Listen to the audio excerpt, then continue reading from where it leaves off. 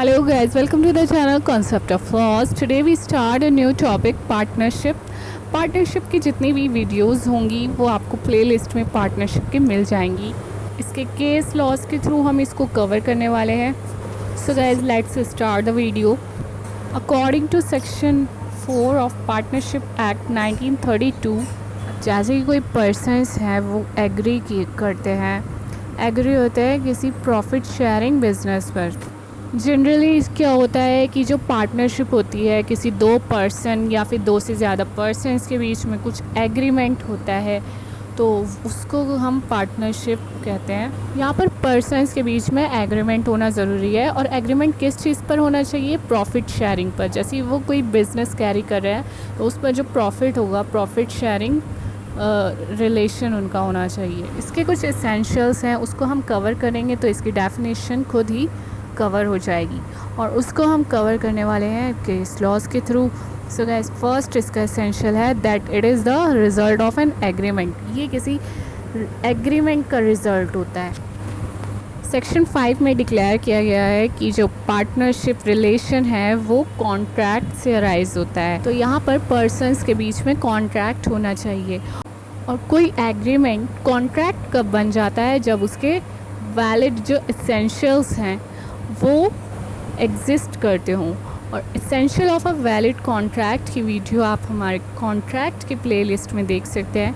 ये पार्टनरशिप का एक ऐसा एलिमेंट है जो कि डिफरेंस बताता है पार्टनरशिप और अदर बिजनेस रिलेशंस में, like joint family carrying on business, जो कि एग्रीमेंट पर अराइज नहीं होता है but are the result of status, operation of law, succession और इनहेरिटेंस। तो पार्टनरशिप जो होगी वो एक एग्रीमेंट का रिज़ल्ट होना चाहिए। अब इसको एक केस लॉ के हम समझते हैं। Abdul versus century wood industries, AIR 1954। यहाँ पर क्या होता है कि दो भाई होते हैं जो कि साथ में रहते हैं, और उनके पास जो प्रॉपर्टी होती है वो इनहेरिटेड होती है, क्योंकि उनके जो फादर्स हैं, उनके जो फादर थे, उन दोनों भाई के जो फादर थे वो डेथ उनकी हो गई, तो जो प्रॉपर्टी हुई उन दोनों भाई की हुई।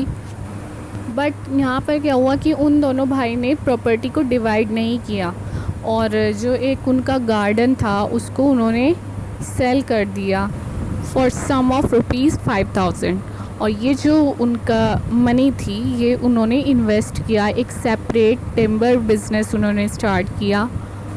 यहाँ पर कोई फॉर्मल पार्टनरशिप एग्रीमेंट नहीं हुआ था उन दोनों भाई के बीच में, बट इस बिज़नेस की इंटेंशन उनकी यही थी कि ये दोनों जो भाई हैं शेयर करेंगे प्रॉफिट। इसमें जो भी प्रॉफिट होगा दोनों भाई शेयर करेंगे। यहाँ पर इनका जो ये बिज़नेस है, प्रॉफिट अर्न करने से पहले ही इनका बिज़नेस फेल हो जाता है। क्वेश्चन यहाँ पर ये अराइज होता है, पेमेंट ऑफ लायबिलिटीज़, लायबिलिटी किसकी होगी? क्योंकि उन दोनों के बीच में कोई एग्रीमेंट नहीं हुआ था पार्टनरशिप का। तो इस केस में ये बात हेल्ड की गई कि जो लायबिलिटीज़ है इन दोनों भाई की होगी, दोनों भाई की बराबर होगी as a partner.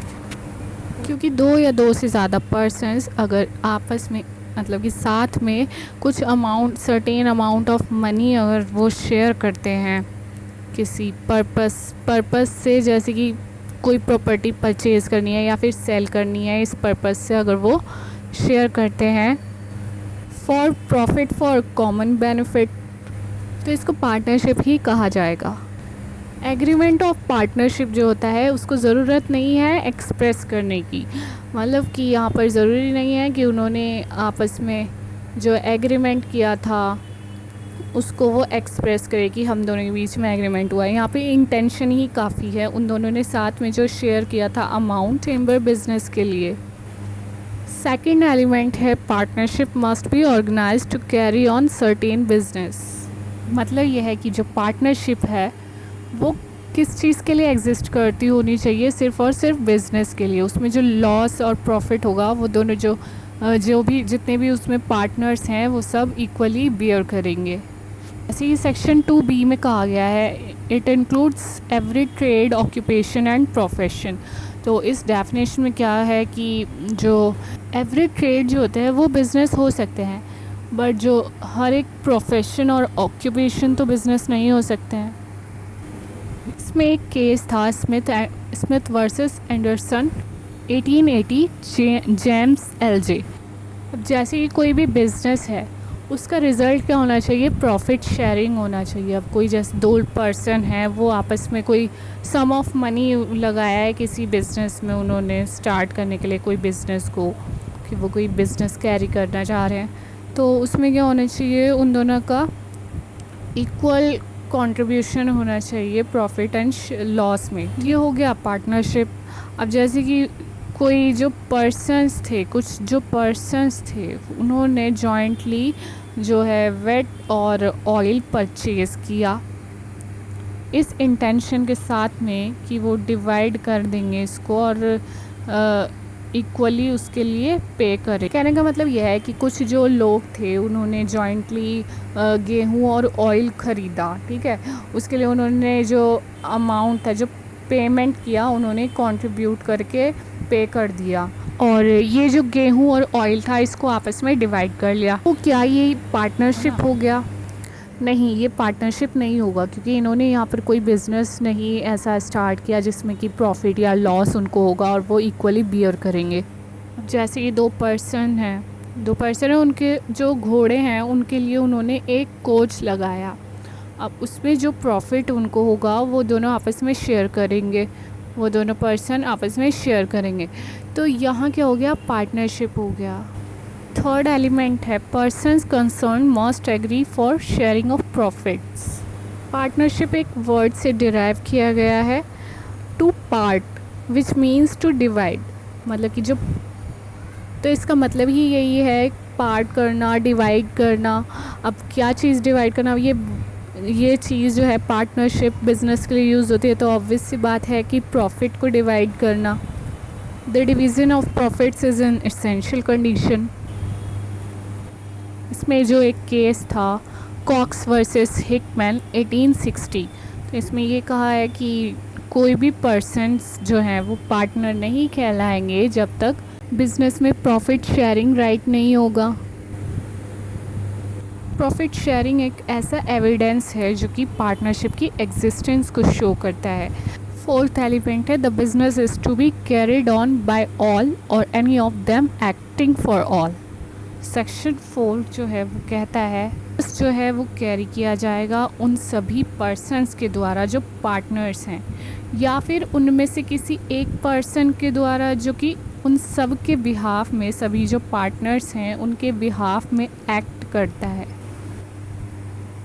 For example, जैसे कि कोई बाईसाइकिल है वो मुझे सेल करनी है, मुझे और मेरा जो एक पार्टनर है, हम दोनों पर्सन्स के बीच में ये कॉन्ट्रैक्ट हुआ है कि इस बाईसाइकिल को हमें सेल करना है और उसमें जो भी प्रॉफिट होगा वो हम आपस में शेयर करेंगे।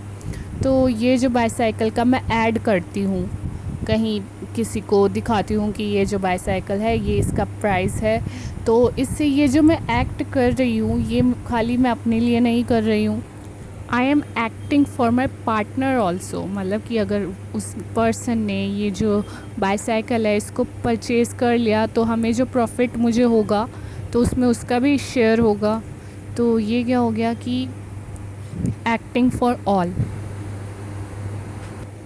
अब जैसे कि दो भाई ने मिलकर कोचिंग कोई स्टार्ट किया है, कोई कोचिंग सेंटर उनका है।